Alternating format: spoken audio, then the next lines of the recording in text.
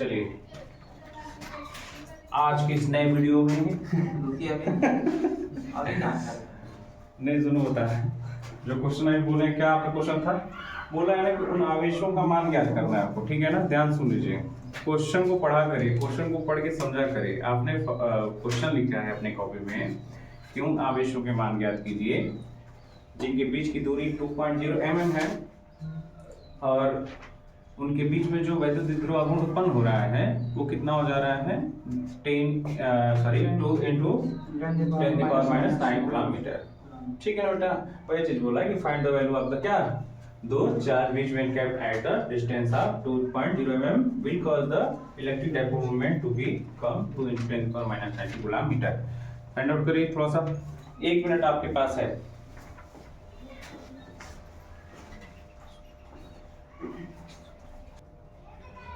हो गया आप लोग का? नहीं हुआ?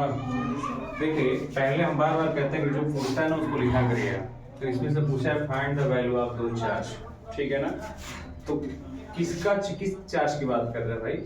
किस आवेशों की बात कर रहा है? द्विध्रुव बनाने वाले, द्विध्रुव आघूर्ण बनाने वाले आवेशों को ना, जो डाइपोल मोमेंट बना रहे हैं, तो उन दोनों की वैल्यू आपको फाइंड आउट करनी है। तो द्विध्रुव आघूर्ण होता क्या है? जो परिमाण में इक्वल होगा, मैग्नीट्यूड इक्वल होगा, मतलब जो a q की वैल्यू आएगी वो दोनों की हो जाएगी। बात समझ रहे हैं ना? वही माइनस की भी होगी, वही किसकी होगी? प्लस की। तो इसको बढ़ाइए आप।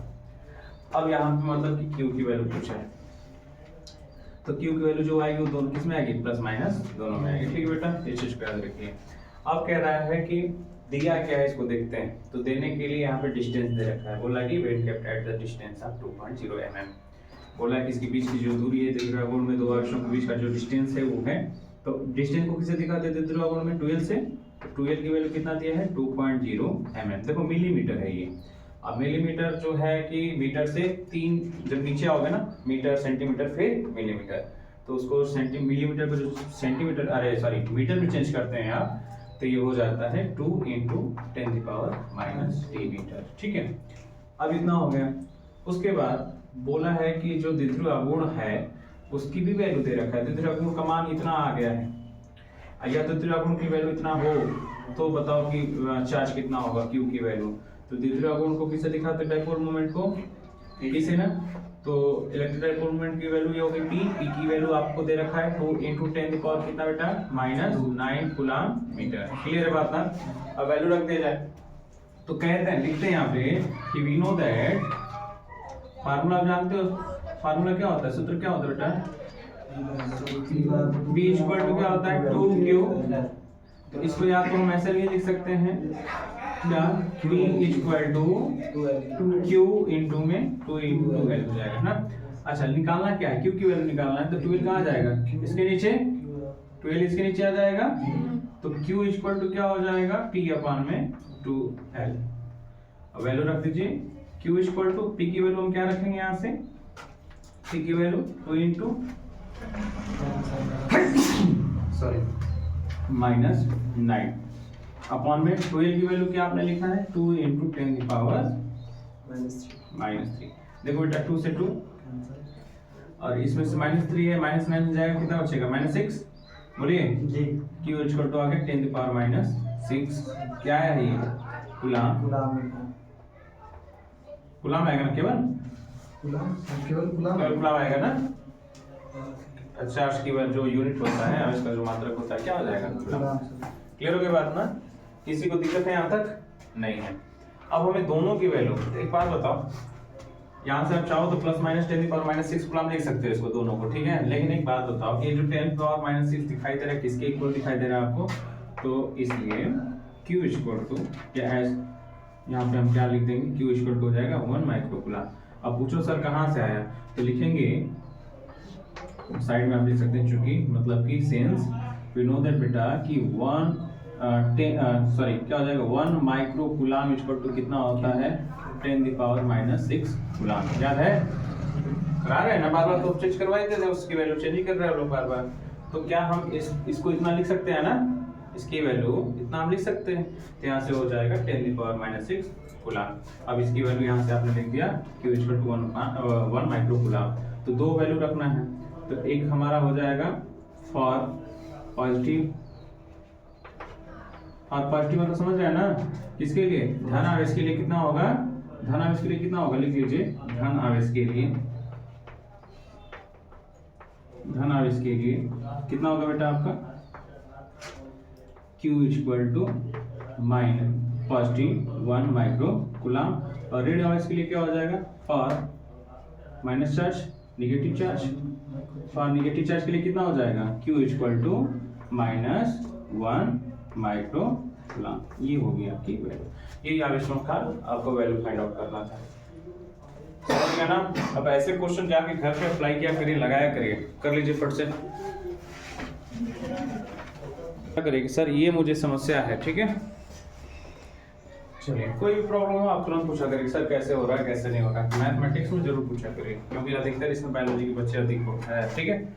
अब क्या है सुनिए, कि जैसे मैं बार बार कहता हूँ कि एक अच्छा विद्यार्थी जो होता है, एक अच्छा स्टूडेंट जो होता है ना, वो किसी भी टीचर से पढ़ सकता है, एक कमजोर टीचर से पढ़ सकता है, एक नॉर्मल टीचर से पढ़ सकता है, बड़े से बड़े और छोटे छोटे टीचर से पढ़ेगा।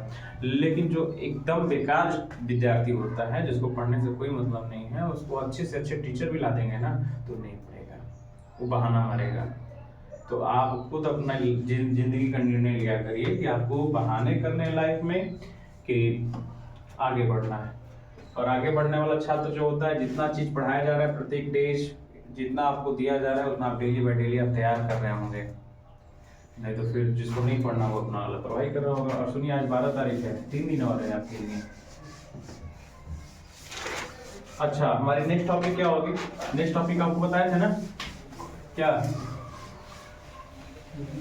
बताइए, भौतिक वैद्युत द्विध्रुव का भौतिक महत्व।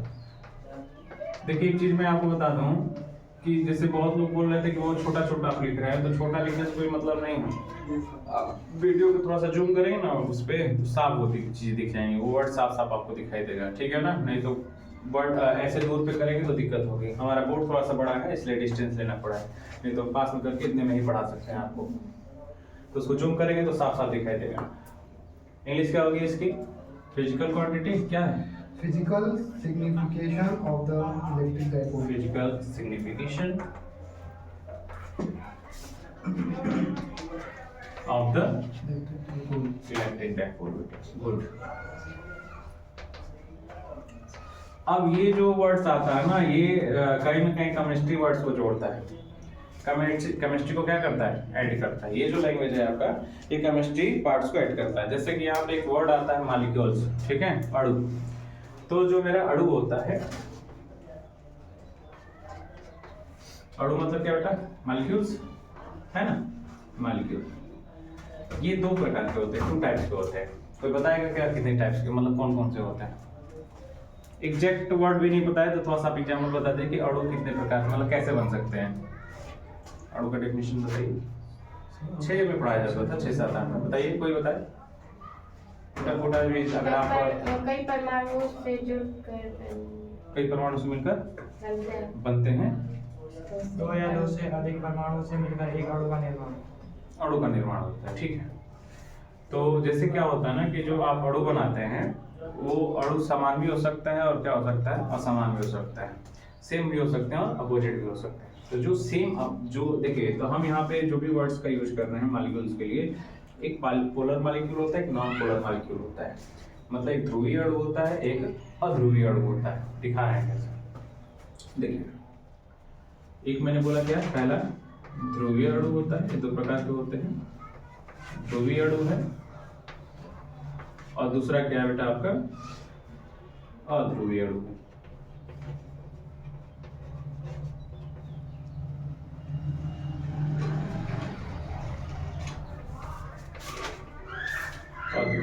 ध्रुवीय से क्या मतलब है, बता रहा हूँ, ये दूसरा पॉइंट, इसको हम कहते हैं पोलर मॉलिक्यूल्स, इसको कहा जाएगा नॉन पोलर। बात समझिएगा। तो जब असमान के परमाणु आपस में मिलकर जब एक अणु बनाते हैं, ठीक है, जब हमारे अपोजिट्स एटम आपस में मिक्स होकर एक मालिक्यूल्स को डिस्कवर करते हैं, डिफाइन करते हैं, उसको हम क्या कहते हैं, पोलर मालिक्यूल कहते हैं। या यूं कह लिया जाए कि ऐसे हमारे पास आइटम होने चाहिए, ऐसे हमारे परमाणु होने चाहिए जिसका जो दोनों के पास समान परिमाण के दो विपरीत आवेश होते हैं। समझ में आई बात? दो हमारे पास परमाणु मिलेंगे और एक मॉलिक्यूल्स बनाएगा, अणु बनाएगा, दोनों के दोनों समान होने चाहिए, दोनों की वैल्यू इक्वल होगी, परिमाण मैग्नीट्यूड इक्वल होगा, लेकिन आवेश दोनों के क्या होंगे, अपोजिट होंगे, चार्ज अलग अलग। पूछता है कैसे, तो बताएंगे। जैसे में सच एच NaCl HC, दोनों को अलग करिए इसको, Na है बेटा प्लस और Cl माइनस, दोनों पे पॉजिटिव, इस पे देखो प्लस, एक प्लस है एक माइनस, दोनों अपोजिट है बट दोनों का मैग्नीट्यूड इक्वल होगा, क्योंकि इसकी वैल्यू क्या होती है, मैंने बोला था पॉजिटिव की वैल्यू कितना 1.6 × 10⁻90, इसकी भी वैल्यू होगी 1.6 × 10⁻90। समझ आई बात ना? तो ऐसे परमाणु देख रहे हो ना, दो परिमाण में इक्वल होंगे, H पे प्लस Cl पे माइनस, Na पे प्लस Cl माइनस। तो क्या करते हैं कि एक द्विध्रुव आघूर्ण का निर्माण करते हैं कि नहीं कर रहे हैं, नापुंसक बना रहा है कि नहीं बना रहा है। तो ऐसे ही मॉलिक्यूल्स को हम क्या नाम देते हैं, पोलर मॉलिक्यूल, ध्रुवीय अणु कहते हैं। समझ में आ गई बात? अब दूसरी बात होती है कि सर अध्रुवीय अणु क्या होगा, वो छोटा सा फंडा है, जैसे कि समान परमाणु मिले होते हैं यहाँ पे, समान परमाणु मिलेगा, जैसे पूछोगे सर कैसे, सच है H2 हो गया बेटा, ठीक है, O2 हो गया, N2 हो गया, Cl2 हो गया, इनके दोनों या तो प्लस में या तो माइनस में, दोनों आवेशों का सेंटर एक हो जाता है, मध्य हो जाता है, एक ही हो जाएगा। जैसे बता दे रहा हूँ, कहेंगे सर कैसे, तो H2 है, तो H2 में कितने हाइड्रोजन है, 2 हाइड्रोजन है, तो 2H है। चलो तो एक बात बताओ कि H पे कितने इलेक्ट्रॉन होते हैं, एक, और कितने प्रोटॉन होते हैं, एक एक होता है। जब इसका तुम न्यूक्लियस, ये न्यूक्लियस हो गया, तो न्यूक्लियस में क्या होगा बेटा, तुम्हारा प्रोटॉन होगा, बोलो, और उसके चारों तरफ कौन मूव करेगा, इलेक्ट्रॉन। तो दोनों का सेंटर कहीं ना कहीं यहीं पे है ना। जब सेंटर, उनका पॉइंट, उनका मध्य बिंदु एक हो जाए, वैसे हमारे मॉलिक्यूल्स क्या कहलाते हैं, नॉन पोलर मॉलिक्यूल, अध्रुवीय। समझ गए बात को? ये घूमते ही नहीं, ये मूव भी नहीं करेंगे अपने एक्सिस पे, अपने अक्ष पे घूमेगा भी नहीं, ऐसे घुमाओगे टूट जाएगा।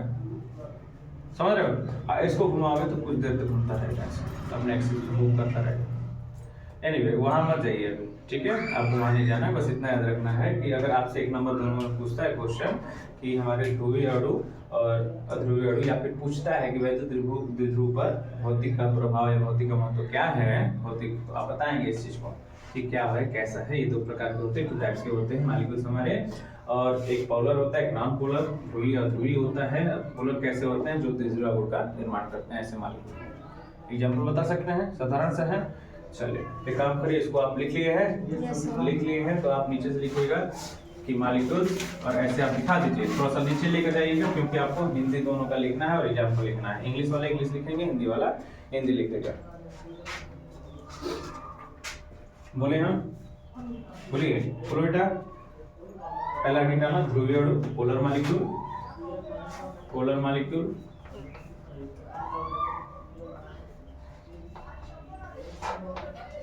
Polar molecules. चलिए लिखिएगा, इसमें हिंदी वाले आप लिखिए, जिनमें धन आवेशों तथा ऋण आवेशों के केंद्र अलग अलग होते हैं, जिनके धन आवेशों तथा ऋण आवेशों के केंद्र अलग अलग होते हैं।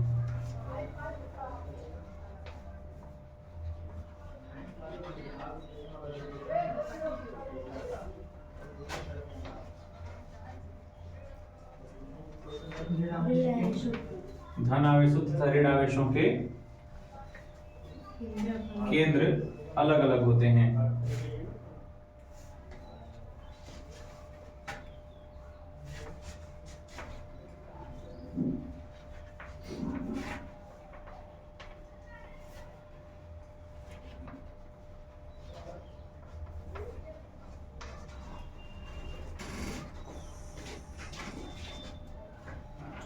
समझ में आ गई बात?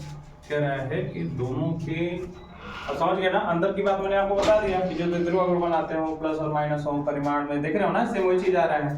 तो इसमें सबसे मेन पॉइंट आपको ये तैयार करना था कि जिसके जो सेंटर होते हैं वो क्या होते हैं, अलग अलग होते हैं। इसका सेंटर क्या होगा, इसका क्या होगा, समान होगा ना। तो इसमें आप हेडिंग डाल के बस लिख दीजिएगा कि ऐसे, क्या लिखेंगे बेटा, जिनमें अध्रुवीय अणु हेडिंग डाल के लिख लीजिएगा, जिनके धन आवेशों तथा ऋण आवेशों के केंद्र एक ही बिंदु पर स्थित होते हैं।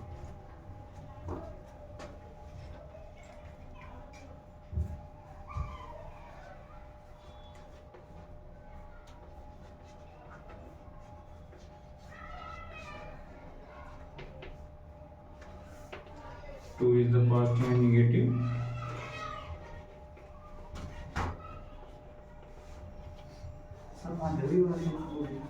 क्या बेटा? अध्रुवीय अणु लिख लीजिए, जिनमें धन आवेशों तथा ऋण आवेशों के केंद्र एक ही बिंदु पर स्थित होते हैं। जिनमें धन आवेशों तथा ऋण आवेशों के केंद्र एक ही बिंदु पर स्थित होते हैं। Two is the positive and negative. In which करेगा, sorry for that, in which the positive and negative center of positive कर देंगे, in which the center of positive, in which the center of positive and negative charges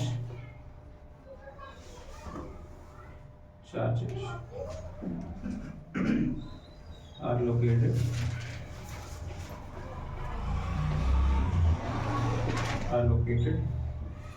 at the same point.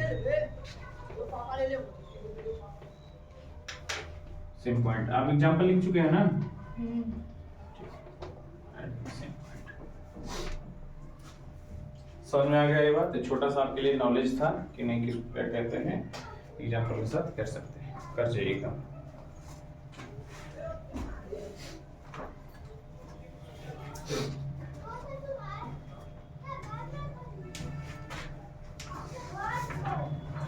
हो गया?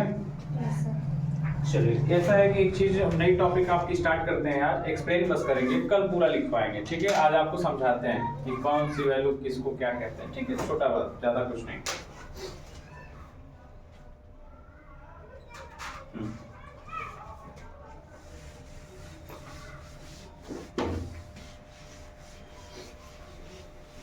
जो कि बहुत important है, इस बार paper में देखिए निरक्षी स्थिति दिया था, आपको अच्छी स्थिति तैयार करनी।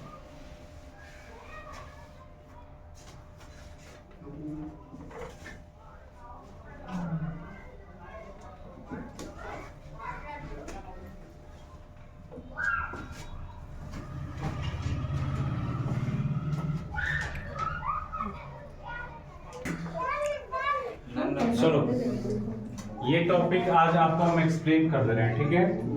और कल की जो क्लास होगी आपकी, उस क्लास में मैं किसी भी एक स्टूडेंट को खड़ा करूंगा, गर्ल्स या बॉयज, और कोई भी, केवल ओनली वन, किसी का भी नंबर आ सकता है। इसको मैं अच्छे से समझा दे रहा हूँ आपको, और हाँ 5 मिनट पूरा समझाऊंगा, एक्सप्लेन करूंगा 5-10 मिनट। किसी को भी यहाँ पे बोर्ड पे कल एक्सप्लेनेशन करना है, पहले बता दे रहा हूँ। इतने तो कॉन्फिडेंस अपने अंदर लाइए।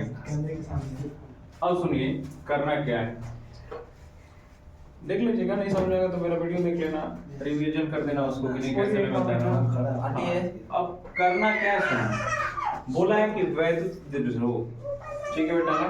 तो वैद्युत द्विध्रुव अगर शब्द आया है तो इसको मैं क्या करूंगा, बनाऊंगा, पहले देखूंगा। तो वैद्युत द्विध्रुव में डाइपोल मोमेंट में, इलेक्ट्रिक डाइपोल में क्या होता है? इलेक्ट्रिक डाइपोल में हमारे पास 2 चार्ज होंगे, मैग्नीट्यूड इक्वल होगा, बट उनका जो आवेश होगा, चार्ज होगा, क्या होगा, अलग अलग होगा। क्या होंगे? आवेश जो होता है विपरीत होता है, परिमाण क्या होते हैं, बराबर होते हैं, और उनके बीच की जो दूरी होगी वो क्या होगी, बहुत ही शॉर्ट होता है, स्मॉल होता है, मिनिमम मतलब कि अल्प दूरी होती है, जिसके बीच की दूरी को किससे दिखाते हैं, 2l से दिखाते हैं। क्लियर है बात? चलो, तो यहाँ पे मैंने क्या बनाया, एक A पॉइंट लिया और यहाँ पे -q आवेश ले लिया, बोलो जी, और डिस्टेंस क्लियर किया, और यहाँ पे मैंने कर दिया एक B पॉइंट पे +q चार्ज ले लिया। बिल्कुल सेंटर में मैंने 2l लिखा, इसके बीच का डिस्टेंस है 2l, ठीक है ना? बन गया ना हमारा? ये हमारा द्विध्रुव आघूर्ण है ना, इलेक्ट्रिक डाइपोल, बोलिए ये ना आप कहें, ये जो हमारा अरेंजमेंट है, हमारी व्यवस्था जो है, ये हमारा क्या कहलाता है, डाइपोल मोमेंट है, द्विध्रुव आघूर्ण है। अब बोल रहा है कि द्विध्रुव की अक्षीय स्थिति पर, वैद्युत द्विध्रुव, देखो एक चीज बेटा छूट गया, सॉरी की होगा यहाँ पे, वैद्युत द्विध्रुव की अक्षीय स्थिति पर, तो इसके अक्ष पे, तो यहाँ पे बीच में हम नहीं रख सकते हैं कहीं भी, तो इसके अक्ष जो ये एक्सिस है ना, इसको हम क्या करेंगे, जो एक्सेसियल पॉइंट है इसका, एक्सियल पोजीशन है, उस पर हमें क्या करना है, थोड़ा सा इसको आगे और इसको क्या करना है, थोड़ा सा पीछे करना है। समझ आ रही बात ना, मुझे आगे करना है और इसको क्या करना है, पीछे करना है। तो इसको हम क्या कर दिए, थोड़ा सा आगे ऐसे ऐसे, और इसको थोड़ा सा पीछे की तरफ। और ये हमारा क्या है बेटा, ये हमारा है एक्सियल ऑफ क्या बेटा, इलेक्ट्रिक डाइपोल, मतलब कि द्विध्रुव आघूर्ण का अक्ष है, एक्सिस आप लिख सकते हैं इसको। हमने क्या किया कि इधर भी आप रख सकते हैं, इधर भी रख सकते हैं, कहीं भी आप किसी बिंदु P पर क्या, देखो कोई स्थिति पर वैद्युत क्षेत्र ज्ञात करना है, वैद्युत द्विध्रुव की अच्छी स्थिति पर वैद्युत क्षेत्र ज्ञात करना है। तो हम वैद्युत क्षेत्र, इलेक्ट्रिक फील्ड कैसे फाइंड आउट करेंगे, जब हम यहाँ पे कोई पॉइंट रखेंगे, यहाँ पे कोई चार्ज रखेंगे, इसकी वैद्युत क्षेत्र की तीव्रता ही निकालना है, इंटेंसिटी ऑफ इलेक्ट्रिक फील्ड ही निकालने के लिए बोल रहा है, समझ रहे हैं ना। इसे भी लिख सकते हो, वैद्युत द्विध्रुव की अच्छी स्थिति पर वैद्युत क्षेत्र की तीव्रता, क्या लिखेंगे, electric field the axial position of the क्या, intensity of electric dipole, sorry for that, intensity of electric field the axial position of the electric dipole, ये होगा। तो वैद्युत क्षेत्र की तीव्रता ही निकालनी है, तो हम क्या करते हैं, इसी अक्ष पर, एक्सिस पर एक पॉइंट P ले लेते हैं बेटा, ध्यान से। इसी बिंदु P पर मुझे वैद्युत क्षेत्र निकालना है। तो एक बात पीछे जाओ थोड़ा सा और ख्याल करो कि तुमने वैद्युत क्षेत्र की तीव्रता का फार्मूला निकाला था, दो फार्मूला था, एक पहला था E इक्वल टू F अपान में Q नॉट, बोलो भाई, Q या Q नॉट कुछ भी कर सकते हो, Q रखो फिलहाल। और दूसरा तुमने रखा था E इक्वल टू, जब F की वैल्यू ना दिया हो तब तुमने फार्मूला अप्लाई किया था क्या, हाँ, 1 अपान 4 पाई एप्सिलॉन नॉट, फिर Q अपान में R स्क्वायर। ख्याल करिए बेटा, याद है ना, यस सर, ये आपको किया गया था। तो हम क्या करेंगे ना कि इस वाले फार्मूले का यूज करेंगे, और इस फार्मूले का यूज करके एक बार इस आवेश के द्वारा इस पर वैद्युत क्षेत्र की तीव्रता ज्ञात करेंगे। मीन दैट एक बार इस चार्ज के मतलब इस चार्ज का यूज करेंगे और इस पे इंटेंसिटी ऑफ इलेक्ट्रिक फील्ड निकालेंगे, और एक बार इससे दोनों का अंतर निकालेंगे, दोनों का डिफरेंस करेंगे, समझ रहे हैं आज बात। जो दोनों का डिफरेंस निकल के आएगा, फाइनल रिजल्ट निकल के आएगा, वही कहलाएगा क्या, वैद्युत द्विध्रुव की अच्छी स्थिति पर वैद्युत क्षेत्र की तीव्रता, intensity of electric field the axial position of the क्या, डाइपोल, इलेक्ट्रिक डाइपोल। क्लियर होगी बात ना आपको। तो हम क्या करेंगे कि एक बार इसके द्वारा इस पे निकालेंगे, इस चीज को तो पहले आप लिखोगे भी। तो एक चीज याद रखिएगा कि इसका ये क्या है, सेंटर है इन दोनों का, ये 2l है बेटा, टोटल ये टोटल 2l है, तो ये वाला क्या होगा l, और ये क्या होगा l। और जो यहाँ पे P पॉइंट है ना आपका, यहाँ पे P पॉइंट जो है, ये इसके सेंटर से, इसके मध्य बिंदु से r डिस्टेंस पे, कितने पर है, r दूरी पर रखा हुआ है P बिंदु, ठीक है ना। मतलब आप r डिस्टेंस हम फुल करेंगे, आप कुछ भी करिए, आप कोई भी ABCD करिए, आपको बस ये समझ में आना चाहिए कि अरेंजमेंट कैसे हो रहा है। आप कोई भी व्यवस्था रखिए, इससे कोई भी दिक्कत नहीं, मुझे 1% भी मुझे दिक्कत नहीं ना, आपको भी होगा। आपको लगे कि मुझे यहाँ पे A की जगह पे C रखना चाहिए, B की जगह D रखना चाहिए, यहाँ पे 2l की जगह हम x कर दें यहाँ पे, तो f करोगे तो यहाँ पे x/2 करोगे, याद आ रहा है ना, मैंने बोला था ना 2l जगह पे कुछ और रखोगे तो दिक्कत नहीं आएगी, थोड़ा सा सब कुछ तो वही होगा लेकिन दिक्कत होगा। इसलिए डेरिवेशन करने के लिए मैं हमेशा क्या रखता हूँ, इलेक्ट्रिक डाइपोल में 2l की ही यूज किया जाता है डिस्टेंस को, समझ में आ रही बात। अब देखिए इसके बीच का डिस्टेंस कितना हो गया, r। अब कहते हो कि इसके द्वारा हम क्या निकालेंगे, इस पे इंटेंसिटी ऑफ इलेक्ट्रिक फील्ड निकालेंगे, इस पे वैद्युत क्षेत्र कितनी होगी इस चार्ज के द्वारा। तो एक बात बताओ आप कि फार्मूला बेटा हम ये लगाएंगे इस फार्मूले से, तो E A इक्वल टू क्या होगा, ई इक्वल टू क्या होगा, ई इक्वल टू हो जाएगा बेटा 1/4 pi epsilon not Q upon में सर Q1 into Q2 रहेगा ना, क्या चीज, सर Q1 into Q2 रहेगा। क्यों Q1 Q2 लगाओगे जी, गधा कहीं का, वो तो पढ़े नहीं हो बस क्यों फॉर्मूला में Q1 और आप, नहीं आए थे उस दिन, ठीक है बात खत्म। मैंने अभी बोला ना कि फार्मूला ये होता है, दो फार्मूला होता है, जब मैं बोल दिया तो फिर ध्यान क्या है, मैंने तो बोला ना कि जब हम इंटेंसिटी ऑफ इलेक्ट्रिक फील्ड का नो फार्मूला होता है, वैद्युत क्षेत्र का फार्मूला या वैद्युत आवेश का फार्मूला ना होता है, E equal to Q1 Q2 upon में R स्क्वायर 1/4 पाई एप्सिलॉन 0, ये मत भूलिए आप।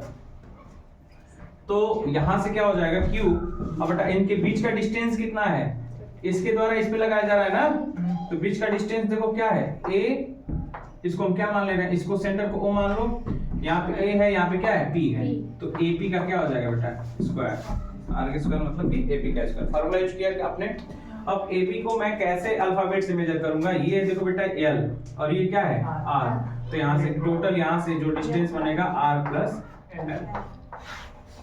देखो कभी भी आपसे वैद्युत क्षेत्र की तीव्रता का पूछता है किसी भी बिंदु P पर किसी भी आवेश के द्वारा, समझ रहे हो बात को मनीष, तो हम फार्मूला दो लगाते हैं, ये या तो ये, किसी में F की वैल्यू दिया रहेगा, किसी में F की वैल्यू नहीं दी रहेगी, तो ये वाला फार्मूला अप्लाई करते हैं, तो आप खुद समझ जाएंगे सॉल्व करते समय। इसलिए कहते हैं कोई भी क्लास आप मिस मत करिए, फिजिक्स का है, प्रत्येक दिन कुछ ना कुछ नया चीज आपको सिखाएगा, प्रत्येक दिन, प्रत्येक टॉपिक में, प्रत्येक सब्जेक्ट में, प्रत्येक चैप्टर में, जितने आपके चैप्टर आएंगे सब में एक नए शब्दों का आप निर्माण करते चले जाएंगे। इसीलिए तो कहा जाता है 12th क्लास का जो फिजिक्स होता है सब नहीं पढ़ा पाता है, इस चीज को इसको मैं वो नहीं करता हूँ, बहुत ही मेहनत करना पड़ता है, मैं अपने आप को भी बहुत ज्यादा काबिल नहीं समझता हूँ इसमें, लेकिन जितना ही आता है कोशिश करना चाहिए हर एक चीज में, मैं कोशिश करता हूँ, आप भी करिए कि कैसे मैं कर रहा हूँ आप कैसे कर सकते हैं। तो बेटा बीच का डिस्टेंस क्या हो जाएगा, ये बस समझा रहा हूँ, ठीक है ना, इतना ध्यान हो कि बस आपको एक्सप्लेनेशन कर रहा हूँ कैसे विद्युत क्षेत्र की वैल्यू निकालते हैं। क्या हो जाएगा 4 पाई एप्सिलॉन नॉट, और Q अपॉन में क्या हो जाएगा, AP की जगह पे क्या रखेंगे R प्लस L का क्या हो जाएगा होल स्क्वायर, ये इक्वेशन नंबर 1। अब पूछता है कि बता कि जो A के द्वारा जो A के द्वारा जो वैद्युत क्षेत्र की तीव्रता तुम फाइंड आउट कर रहे हो, इंटेंसिटी ऑफ इलेक्ट्रिक फील्ड निकालो इस बिंदु P पे, तो डायरेक्शन क्या होगा इसका। तो एक बात बताओ, हमेशा बताते हैं कि कभी भी टेस्ट चार्ज लिया जाता है ना, कभी भी परीक्षण करने के लिए, कभी भी ऑब्जर्वेशन करने का आने दीजिए, कभी भी ऑब्जर्वेशन करने के लिए, कभी भी हम प्रयोगात्मक में जाते हैं तो हम किसका यूज करते हैं, प्लस क्यू चार्ज का ना, बोलिए पॉजिटिव चार्ज को ही लिया जाएगा ना, मैंने पहले ही बताया था आपको, तो यहाँ पे प्लस चार्ज होगा, प्लस क्यू आवेश, तो एक बात ये माइनस है क्या है प्लस, तो हमेशा जो इलेक्ट्रिक फील्ड लाइंस हैं वैद्युत क्षेत्र रेखाएं किधर से किधर जाती हैं, प्लस से माइनस की तरफ, और वैद्युत द्विध्रुव आघूर्ण की दिशा क्या होती है, प्लस से, अच्छा माइनस से प्लस, माइनस से प्लस होता है, तो यहाँ पे ये माइनस है, ये क्या है प्लस है, यहाँ पे वैद्युत क्षेत्र रेखाओं इलेक्ट्रिक फील्ड लाइंस की बात कर रहा है, तो किधर की तरफ होगा, प्लस से माइनस की तरफ, इधर हो जाएगा, ये हमारा हो गया ये। तो डायरेक्शन ऑफ क्या बेटा, द डायरेक्शन ऑफ P2 इधर की तरफ, इसकी जो दिशा अगर आपसे पूछेगा तो इसकी दिशा हमेशा किधर से होगी, P से A की ओर होगी, क्लियर होगी बात। अब वो बोलता है कि अब इस पॉइंट के द्वारा है? इस बिंदु के द्वारा इस पे वैद्युत क्षेत्र तीव्रता, इस चार्ज यहाँ पे जो चार्ज स्टेबल है यहाँ पे आपको फाइंड आउट करना है, निकाल के देखते हैं। तो इसके लिए जो आप फार्मूला करेंगे EB इक्वल टू सेम चीज वही लिखा जाएगा, 1 अपॉन में क्या हो जाएगा 4 पाई एप्सिलॉन नॉट, ये चीज अपने अंदर से एकदम हटा दीजिए, फोन ये सब काम एकदम नहीं है, ठीक है, फिर भी नहीं होना चाहिए, कोई फोन करें पहले सीधे मेरे फोन करें। EB इक्वल टू 1 अपॉन में 4 पाई एप्सिलॉन नॉट, सुनिए एप्सिलॉन नॉट। अब क्या है कि यहां से आप देखो बेटा कि यहां भी Q अपॉन में डिस्टेंस क्या रखोगे आर के जगह पे, जहां यहाँ पे AP रखे थे यहाँ पे क्या रखोगे BP रखोगे ना, तो BP का क्या हो जाएगा स्क्वायर। अभी इसकी वैल्यू कहां से निकालोगे, एक बात बताइए कि इसकी वैल्यू तभी ना निकलेगी जब यहां से यहां तक बीच का डिस्टेंस कितना है बताओ, R है ना, यहां से R है ना बेटा, बोलिए, और इसका डिस्टेंस कितना है L, तो R में से L घटा दोगे तो वैल्यू आ जाएगी, ये 3 सेंटीमीटर दिया है, ये 1 सेंटीमीटर, ये कितना होगा? तो 3 में से 1 घटाओ तो आ जाएगा। तो वही चीज है, तो यहाँ पे हम क्या करेंगे, इसके जगह पे EB इक्वल टू 1 अपॉन में 4 pi epsilon not Q upon में R माइनस L का क्या हो जाएगा? Equation number 1, equation number 2। अब इसका डायरेक्शन क्या होगा? तो देखो ये पॉजिटिव है, ये भी क्या है? पॉजिटिव। तो इनको अपने पास तो खींचेगा नहीं, अटैक तो करेगा नहीं, क्या करेगा? रिपल करेगा, दूर ढकेलेगा इनको। तो ये यहाँ पे देखो, यहाँ मैंने कम बनाया, यहाँ पे क्या किया? ज्यादा, क्योंकि ये बहुत काफी डिस्टेंस पे, इसलिए थोड़ा सा कम इस पे फोर्स अप्लाई कर रहा है। ये बहुत इनके करीब है, इसलिए इनको ज्यादा फोर्स अप्लाई कर रहा है। फोर्स दोनों अलग अलग है, डिफरेंट है। तो अब यहीं पे हमें असली चीज निकालनी है कि टोटल वैद्युत क्षेत्र कितना होगा, E की वैल्यू क्या होगी। तो देख रहे हो इन दोनों का परिमाण, मतलब कि मैग्नीट्यूड निकाल दो। तो इन दोनों का परिमाण क्या है? दोनों का डायरेक्शन अलग अलग है ना, तो अंतर आएगा ना, डिफरेंट निकलेगा ना। अगर दोनों का सेम होता तो आपस में क्या हो जाता? प्लस हो जाता। लेकिन अलग है तो डिफरेंट कर देंगे, मतलब क्या? EA माइनस क्या हो जाएगा? क्लियर है? तो यहाँ पे बस क्या करिए कि इक्वेशन 1 और इक्वेशन 2 से क्या यहाँ पे करना है आपको? वैल्यू पुट कर दीजिएगा, सॉल्व करते जाइएगा। लास्ट में वैल्यू आती है, इसका फार्मूला होगा। कभी भी ऐसे आपसे हेडिंग देता है, कभी भी उस टॉपिक्स में किसी भी क्वेश्चन में अगर ये वर्ड्स पूछ रहा है आपको, तो फार्मूला अप्लाई करिएगा।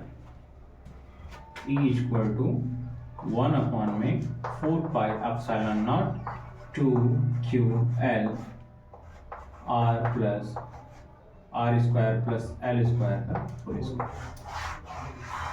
या फिर अगर इसके डिस्टेंस को नेग्लेक्ट कर दिया जाता है, मतलब क्या कि R को नेग्लेक्ट, अरे सॉरी L को अगर नेग्लेक्ट कर देते हैं हम, तो अगर बेटा आप L को नेग्लेक्ट करिएगा तो यहाँ से हो जाता है E इक्वल टू 1 अपॉन में 4 pi epsilon not 2QL upon में यहाँ से हो जाएगा R3।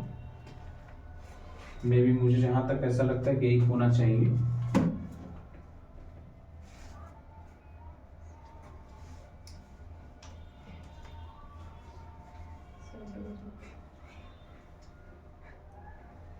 वाह भैया वाह, अभिषेक तुम तो हिस्सा पूरा लगाए हो ना।